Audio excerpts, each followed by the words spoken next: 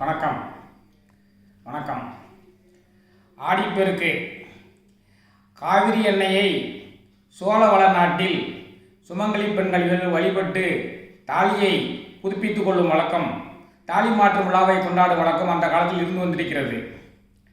நம்மளுடைய இந்திய திருநாட்டில் நதிகளை புண்ணியமாக கருதுகிறோம் அல்லவா? அதனால் நதி வழிபாட்டு முறையில் இதுவும் ஒன்று.